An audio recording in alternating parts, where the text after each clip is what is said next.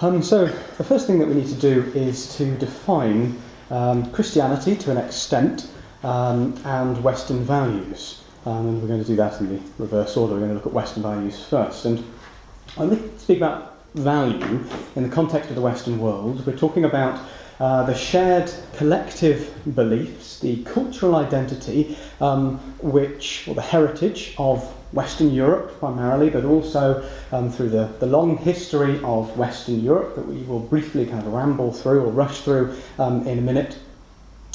We're also talking more broadly about the values which have come from that area of the world, Western philosophy, which have then had an impact on other places in the world, so the Americas, Japan, and to an extent China and India, and to an extent the whole of the world to a greater or lesser degree. So to understand then what exactly Western values are, or to select one or two of them, because there are several, begin by just thinking about how they have developed since the ancient period through to today. The ancient period, talking 3000 BC to 400 AD, and it was a period which, in terms of our subject, is perhaps the greatest relation is to the Greeks and to the Greek thought, and the Greeks were some of the first nation to apply human reason to their observations of the natural world. One of the things which came out of the Greek period was their naturalistic understanding of humanity and the importance that they placed on the individual. And the Greeks, because of some of these conceptions, are given the accolade of being the birthers or the genesis of Western philosophy, mathematics, theatre, science, and democracy. Talk about democratic, the Socratic method, and democracy in that guise. And they were followed then by the Roman Empire, and this takes us really, if we're just kind of selecting a couple of the main sayers of our context, to all the way up to 400 AD. And the Roman Empire then, they were the great administrators or the organisers rather than the great thinkers that the Greeks were before.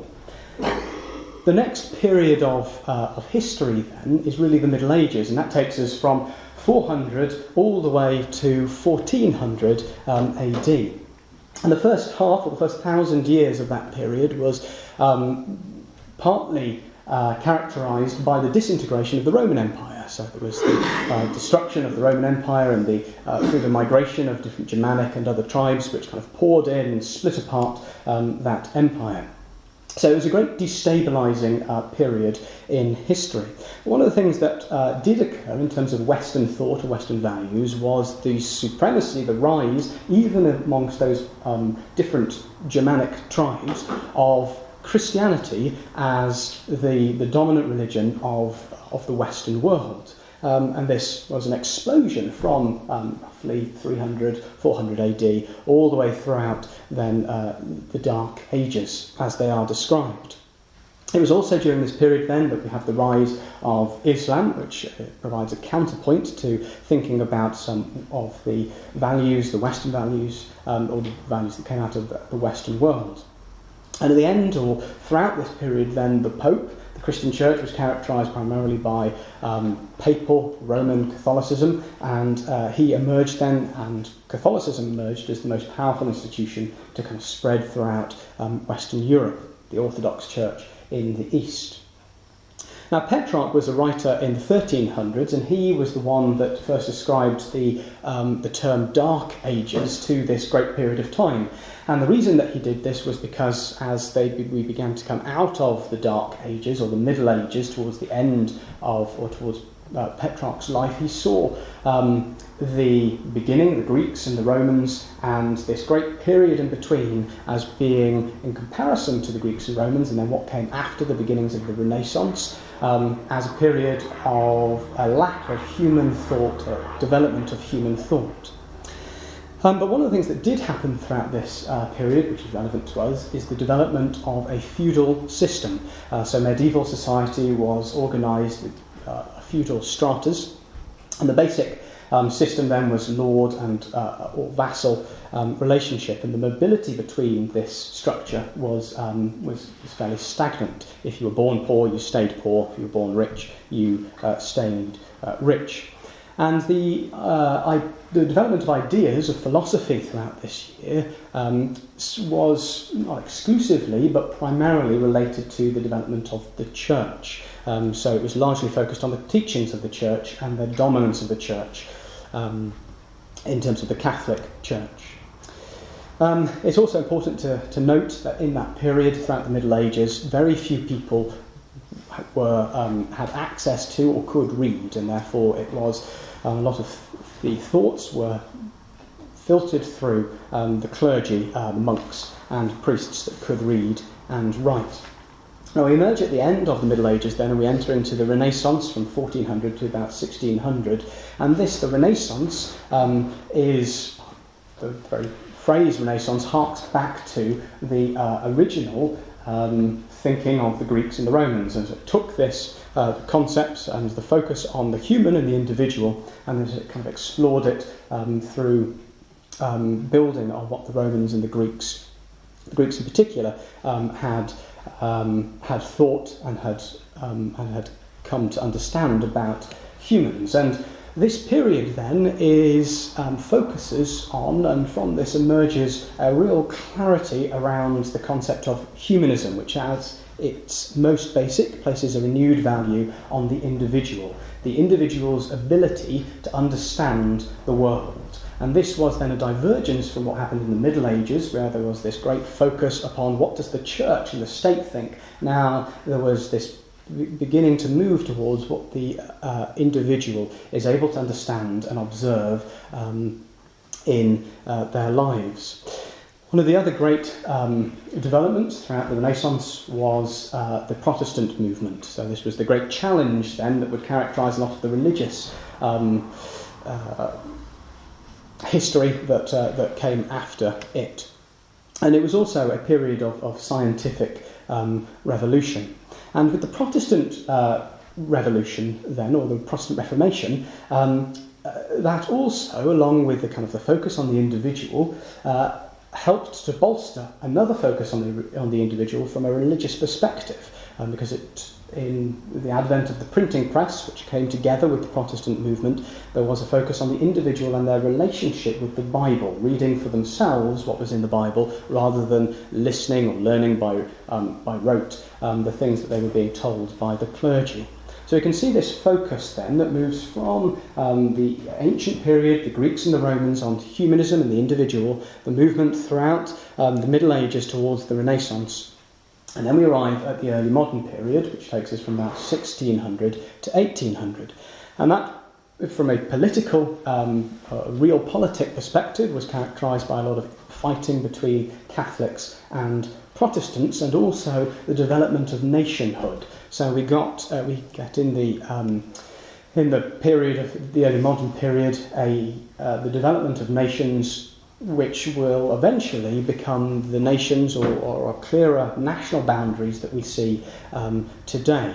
And ironically, it was also a great period of colonisation. So we get the spreading of great empires, but also the definition of the nation states that we see today. And this focus then on the interests of the individual is then again bolstered in the 1700s by the period within the early modern period called the Enlightenment. Great thinkers like Rousseau and Voltaire, who thought about and espoused philosophies and theories based upon the individual, again, and their ability to interpret the world. We also get the American and the French Revolution in this period, and that had an impact politically on the beginnings of the development of a middle class and a transference of the balance of power from the great kings and nation builders and the upper classes towards the middle, and then eventually what would come later, the working classes. And throughout this period as well, there was a lot of successive reform in the franchise, so who could vote and in different nations, the right to vote. And then finally we come to the modern period, after 1800, and one of the one of the main kind of changes in this period was the economic stabilisation through capitalism, and there was a greater political stability greater political stability which was then born from the emergence of democracy throughout the early modern period. And that was slightly upset then in the 20th century, which was a period of great upheaval, as we know, with all of the two world wars, the Cold War, successive dictators throughout the world, which imposed extreme political oppression on the people that they governed. But it was also in the 20th century then a great period for the further development of the focus on the individual and human rights. And one of the things that happened culturally was that art that had, not exclusively, but had focused upon expressing either the natural form or emulating people or artists of previous bygone eras, became more connected with the expression of self. So the artist expressed themselves, and this was something that then happened throughout the 20th century. So we can see this then thread that runs throughout the Western world, and the development of Western thought is this increasing place for the individual, and that is seen politically and artistically, politically in democracy, artistically in how we understand what art is and what modern art is, and then also in the development and the establishment of the rights of the individual, the expansion of the franchise, the Declaration of Human Rights, and the qualities or the values from the French Revolution. So we arrive then at today, and where we fit in today, well, we have global capitalism, we have social media, we have the internet, and we are more interconnected, and more knowledge is more available today than at any other period. And some see that this is a great utopian period where information is available for everybody. But alongside that development of information and knowledge share, which is available for everyone, there are other people who see this as a darker period alongside the development of capitalism, where individuals are losing their individuality, and we are being reduced through our consumer society to just numbers and data for great corporations. And so there is this strange paradox then that exists then between capitalism on the one hand, which reduces us all to a number, and the great emphasis that we have on the individual and the individual's right to express themselves and do whatever they want.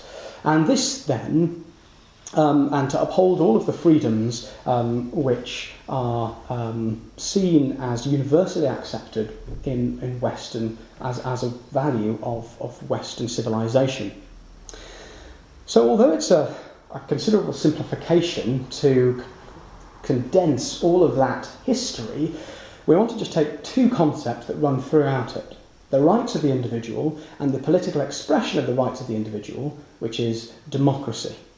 From an intellectual, from a cultural context, Western civilization then has given birth to a focus upon the individual, the value of man, and the value that man has above all species, because they can interpret their world in a way that all other species cannot, is something which is a golden thread which runs throughout the Western world. The value and the competence of the individual.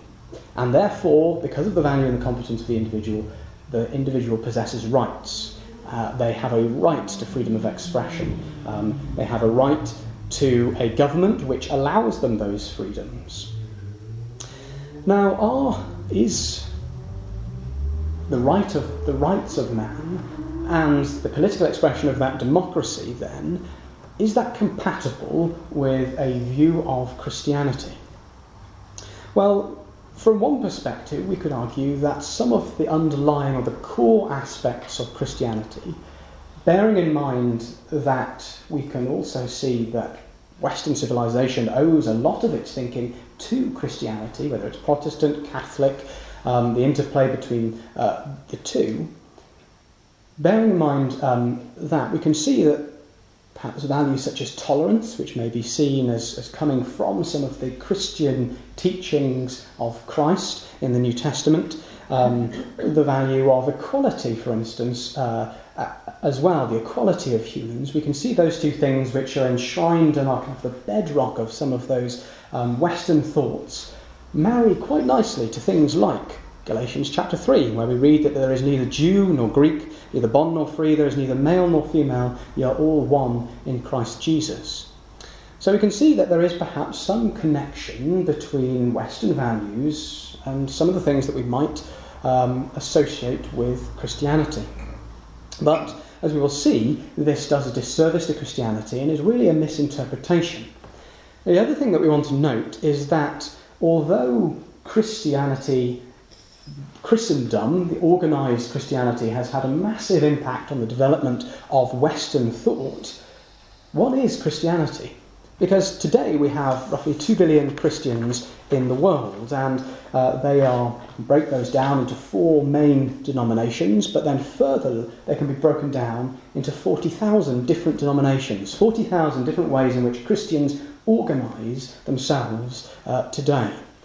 But denomination does not necessarily mean that there is a different belief set. But with the belief set, we've got 6 what are described as ecclesiastical cultural mega-blocks of Christian thought: Independents, Protestants, Marginals, Orthodox, Roman Catholics and Anglicans. And then those 6 can then be further subdivided into about 40 major different divisions. So to ask the question, is Christianity compatible with Western values, is really quite a complicated question, and we want to just focus in on 2 things. From a Western value perspective, the rights of the individual and democracy, and from a Christian perspective, we want to do away with all of those different denominations and get down back to the source text. So the question really is, what has the Bible got to say about these values which have come from Christianity, which have come from the development of Western philosophy? So the mindset then and the language of the world, what the Western concept of liberty is partly about then is what you can get and what you deserve as an individual. We've seen that there's a great emphasis placed on the individual. And today then we are completely surrounded by rights, different people's rights. Everybody has rights. You have legal rights, you have medical rights, rights of expression, and they are a set of rules, a set of private contracts or civil administration or in the courts. We can see wherever we turn that people are demanding or making sure that they have their rights, or the rights that other people owe them, are realised. Who does and who doesn't owe somebody something? So we are made up of a society then which is made up of rights. And rights then are about what somebody owes us or what we are owed. We pay taxes. We have a right to the benefit because we pay taxes. And those arrangements are made, but they are human arrangements. So those contracts and those laws function to govern us, to define what is right, what are our rights, because if we didn't have rights, then we would take what wasn't ours by right, would result in chaos. So they are there to keep order and to keep justice. But how do human rights then marry with our understanding of the God of the Bible? Well, let's just read a very important document in relation to human rights, the United Nations Human Declarations Act. And the first article says that all human beings are born free and equal in dignity and rights. They are endowed with reason and conscience and should act toward one another in the spirit of brotherhood. Perhaps we agree with that. All humans are born free and they have rights. They should act towards one another in a spirit of brotherhood. Maybe there are echoes of Christianity in that phrase. The second article, everyone is entitled to all the rights and freedoms set forth in this declaration without distinction of any kind, race, colour, sex, religion, political or other opinion, national or social origin, property, birth or other status. Now, the United Nations Human Declarations Act is something which governs not just the Western world, however, it is a product of Western philosophy, as we have demonstrated. And this says then that everyone has all of these rights, doesn't matter what religion you're from, what gender you are, what nation you're from. Then Article 19 says that everyone has the right to freedom of opinion and expression. The right includes freedom to hold opinions without interference and to seek, receive and impart information and ideas through any medium and regardless of frontiers. So perhaps that seems fine on the surface. We all might seem to have a right, different rights, and we're all free to express our rights as long as it doesn't interfere with other people. Now if we just turn to Ephesians chapter 4 and verse 4, just going back to that, what it said in the second article, everyone has rights, doesn't matter what religion you're from.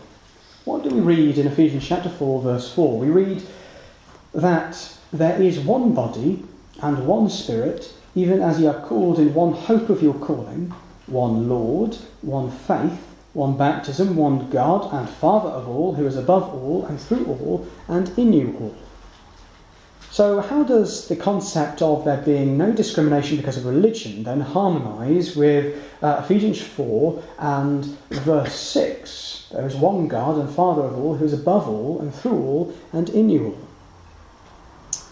If part of the individual's rights then, we uphold the principle of non-discrimination on the basis of religion, how is that squared with the concept here that we read that there is only one religion, there's only one baptism, there's only one faith? It seems then, one doesn't encompass many, that God is discriminating when he says that when he says that there is only one faith. Is God going against the Human Rights Act? And one of the other things which has emerged, or is a natural consequence of the Human Rights Act, is the freedom to express yourself. Everyone has the right to freedom of opinion, and the expression of that freedom of opinion then in different lifestyles. But everybody's lifestyle, if they're expressing it and not interfering with anyone else, is that acceptable? Let's just turn to Romans chapter 1, because part of the freedom to express your lifestyle relates to freedom to express your sexual preference. And this is a massively controversial and very news-worthy, the world thinks, concept that we are plagued with today. That everybody has the right to freedom of sexual preference. And Christianity itself, or Christendom, is vastly divided about whether we think that people can have different sexual preferences, or whether there is one thing that the Bible says. And we can actually see that it's really quite clear, the Bible's teachings on this in Romans chapter 1. If we just read from verse 20, we read a couple of things which are relevant to the things that we've been talking about. Romans chapter 1 verse 20, we read that the invisible things of God from the creation of the world are clearly seen, being understood by the things that are made, even his eternal power and Godhead, so that they are without excuse. So just as we're passing through then, this verse is saying that the natural world shows us that there is a creator.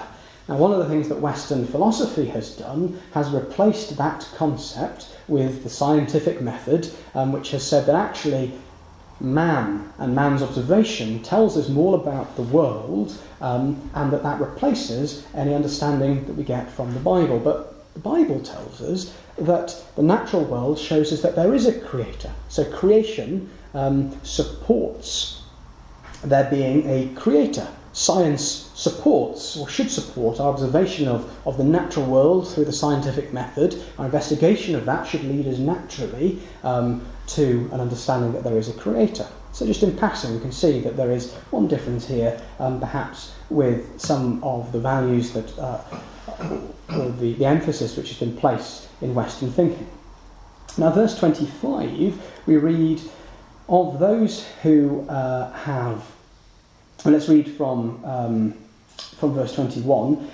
When they knew God, so these are people that knew God, they glorified him not as God, Neither were thankful, but became vain in their imaginations, and their foolish heart was darkened. Professing themselves to be wise, they became fools, and changed the glory of the uncorruptible God into an image made like to corruptible man, and to birds and four-footed beasts and creeping things. Wherefore God also gave them up to uncleanness through the lust of their own hearts, to dishonour their own bodies between themselves, who changed the truth of God into a lie, and worshipped and served the creature more than the Creator, who is blessed forever. Amen. So verse 25 then is really quite pertinent to the thinking of the Western world. They have transferred the emphasis upon God and the importance of God to the individual. They have worshipped the creature. Man is supreme in creation. Man's ability to interpret his surroundings is supreme, more than the Creator, who has provided us with a different spectrum through which to understand the world.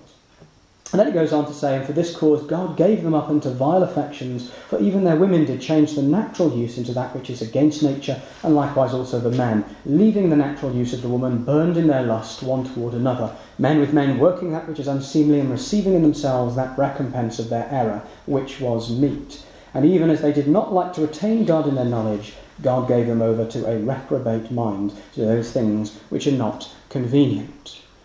So quite clearly then there is another conflict between the freedom of expression and where that allows you to get in terms of sexual preference, and very clearly the language, the condemnatory language which God uses in the Bible. Now there is an article which is entitled The Religion of Human Rights and Other Religions, and it speaks then of human rights as a religion. And it says that human rights take priority over conflicting legal and moral rights. So human rights take priority over moral and legal claims. Man's definition of human rights takes priority over what the Bible says. And in fact, we can see that there is this seed, this way of thinking, even in the Declaration of Human Rights. For this, in the opinion of this article, which says that the Declaration of Human Rights can by no means accommodate the concept of God. The implication of these two is in conflict with each other. In fact, the Declaration of Human Rights was partly intended to curb and control the precarious arbitrary practices in the West, and the arbiter's opinion, the primary antagonist of human rights, was God himself and those who would represent him. So in the article's opinion, then, not only are human rights, or is God's teaching, subordinate to the rights of the individual, the rights of humans, but that the declaration of the UN Declaration of Human Rights was partly enforced and created in order to curb, or as a challenge against, this whole other way of thinking, which places the individual far lower, the human thinking, than God's thinking. So the Declaration of Human Rights, then, this one opinion, was and is a direct challenge to the authority of God. And if we just turn to Matthew chapter 20, we can see then a different way of thinking. Because the language of rights then is all about what I am owed, what is mine, what is fair. And the parable that we read then says that the kingdom of heaven is like unto a man that is an householder. And as we read together, we saw that as the parable unfolds, what happens is different people work at different times, and the reward that they are given is all the same. And from a human perspective, then, they object to this, and they say in verse 10, but when the first came, they supposed that they should have received more, and they likewise received every man a penny. Every man is given a penny. The same reward is given to all in the kingdom of heaven. And they murmur against this. When they had received it, they murmured against the good man of the house, and they say, these last have wrought but 1 hour. They only did 1 hour's work, and thou hast made them equal unto us, which have borne the burden and heat of the day. And he answered one of them and said, Friend, I do thee no wrong. Didst not thou agree with me for a penny? Take that thine is, and go thy way. I will give unto this last, even as unto thee. Is it not lawful, the key verse, for me to do what I will with mine own? So we can see here that we can see why there is a challenge in the Declaration of Human Rights against God.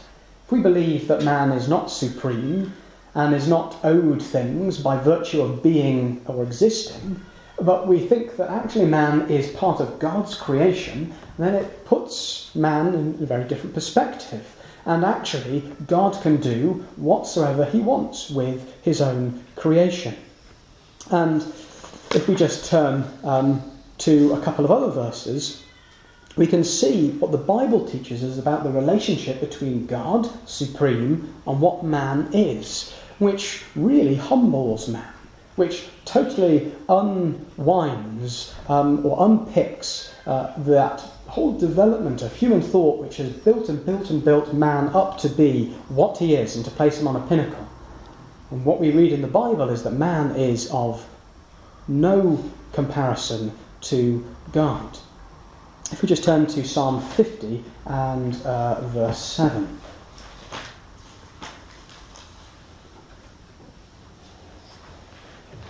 So this is then the relationship that exists between God and his creatures. Psalm 50 verse 7, "Hear, O my people, and I will speak, O Israel." So God's speaking to Israel and says, "I will testify against thee, I am God, even thy God.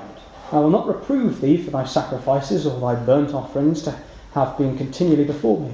I will take no bullock out of thy house, nor he-goats out of thy folds. For every beast of the forest is mine, and the cattle upon 1,000 hills. I know all the fowls of the mountains, and the wild beasts of the field are mine.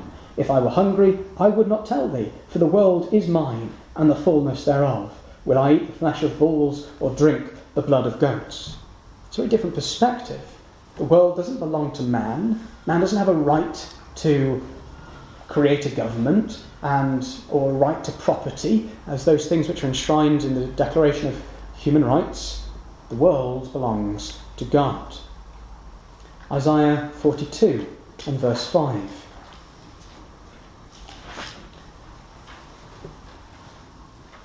Isaiah 42 and verse 5, "Thus saith God the Lord, he that created the heavens and stretched them out, he that spread forth the earth, and that which cometh out of it, he that giveth breath unto the people upon it, and spirit to them that walk therein. I, the Lord, have called thee in righteousness, and will hold thine hand, and will keep thee, and give thee for a covenant of the people, for a light of the Gentiles."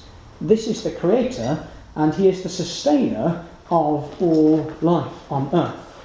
So humans cannot rely upon themselves. It is God, then, which gives them breath. And if he is to take his breath away, human life will cease to exist. What have human rights then got to do with the Creator? What place can man put himself against the Creator? And the reality is in the New Testament as well, if we turn to Acts chapter 17. Acts chapter 17 and verse 24. Well, here Paul, on seeing an altar to the unknown God, says in verse 24, "God that made the world and all things therein, seeing that he is Lord of heaven and earth, dwelleth not in temples made with hands, neither is worshipped with men's hands, as though he needed anything, seeing he giveth to all life and breath and all things, and hath made of one blood all nations of men for to dwell on all the face of the earth." So all of the nations, all of them jostling for different powers or determinations or defence of their own lands that they see as theirs, all stems from God. He hath determined the times before appointed and the bounds of their habitation. Those national boundaries that were created and defined throughout the Enlightenment and the modern period, they were set by God. God is and was and will always be in control. And then finally, let's just turn to, in this section, let's just turn to James in chapter 4 and verse 13. "For this is the thinking of man then, and really this is where man is placed in relation to God. When man says, go to now, James chapter 4 verse 13, ye that say, today or tomorrow we will go into such a city and continue there a year and buy and sell and get gain. The whole of capitalist society is built upon that principle. and man saying, I will do this, and I have the right to buy and to sell and to get gain. Whereas you know not what shall be on the morrow. For what is your life? It is even a vapour, that appeareth for a little time, and then vanisheth away. And that ye ought to say, If the Lord will, we shall live, and do this or that. And now ye rejoice in your boastings, all such rejoicing is evil. And so man is really diminished in this verse 14 to a vapour, appearing but for a moment on earth, elevates himself to this great position, to the position even of taking control away from God, he thinks, but really man is a vapour that will vanish.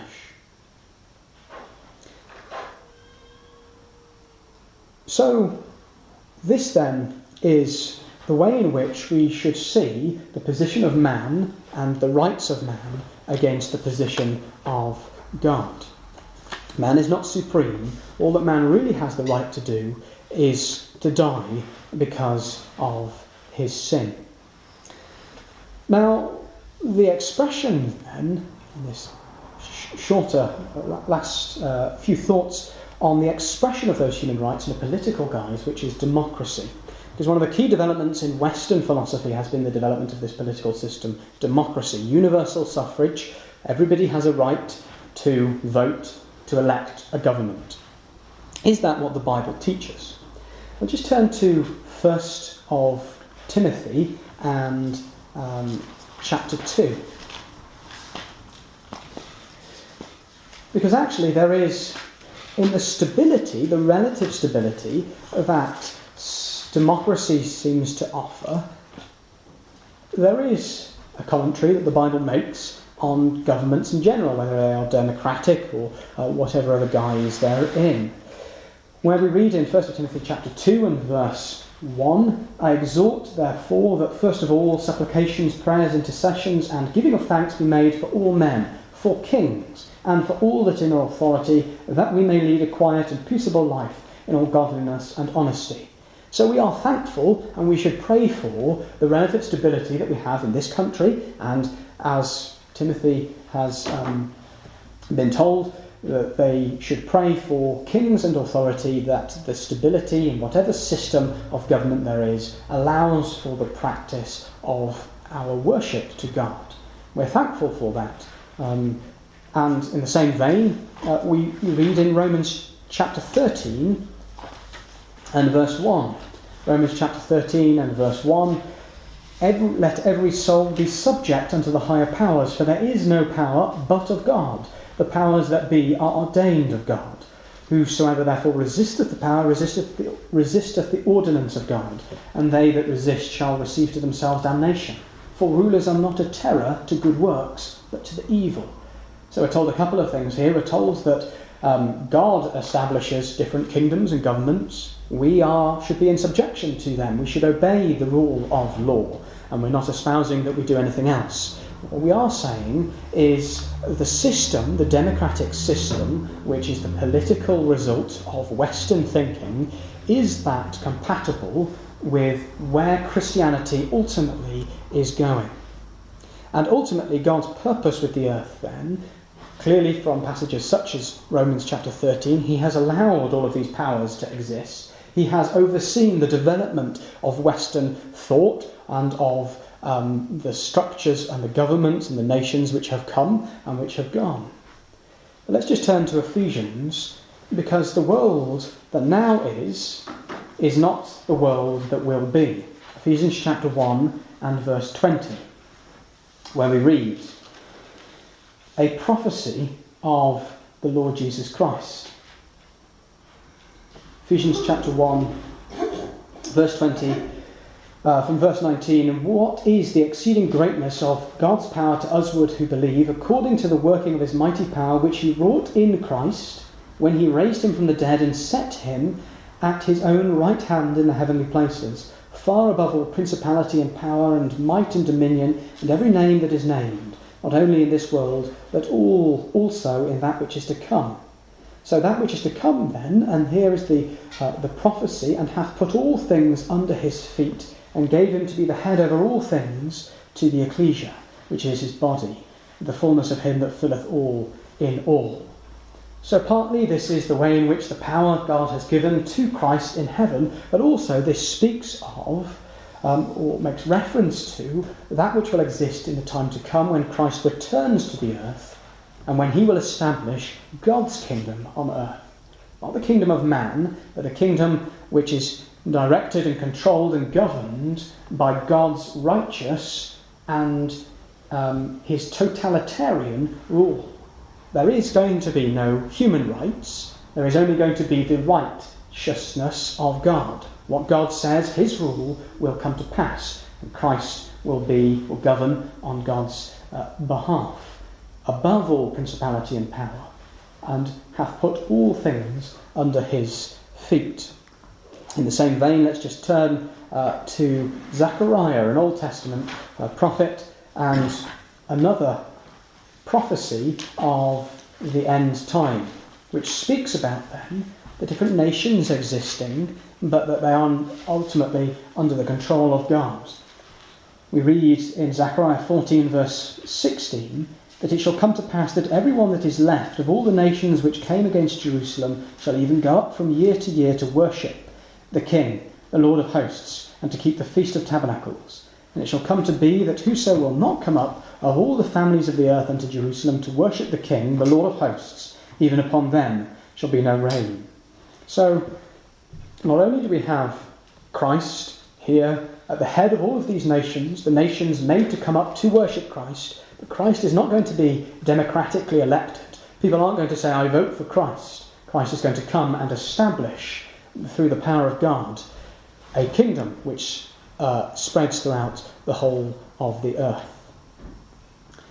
So in conclusion then, we see that partly Western philosophy and thinking is the product of Christianity, that it is Christendom.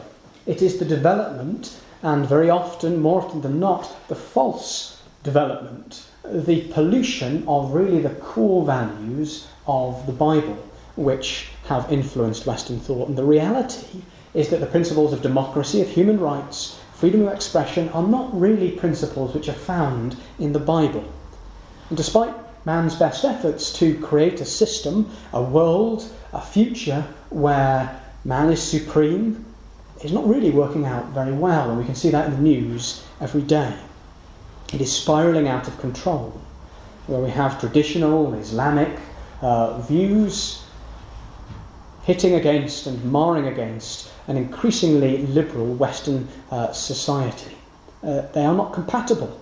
And just as Christianity, true Christianity, is not compatible with Western thinking and with Western values don't seem to be compatible with one another. It is built upon a system of conflict, of I will have my rights and you will have your rights. It is by definition a conflict. They are not compatible with one another. But God has promised a future then that is totally different and which is far more fulfilling, far beyond the thinking, the best efforts of the thinking of man. And he has said, he has promised that Christ is to return to establish God's kingdom on earth. We are thankful for the current freedom that we have in this country to worship at the moment, in the freedoms to say the things that we want to say. We are thankful for those freedom of expression. But it is not our views that we are expressing, but the views of God. And when they come into conflict with the world, we side with the things that God says. And Western thinking then is not compatible with a view which sees God as supreme, as his moral code, as absolute. But we hope for that time when that moral code will be absolute, something much better than the best that man can come up with. The word which the Bible says will eventually be a reality. And the challenge then now is to begin to read the Bible and to understand more about what God has promised and to understand where the world is headed under the direction of God.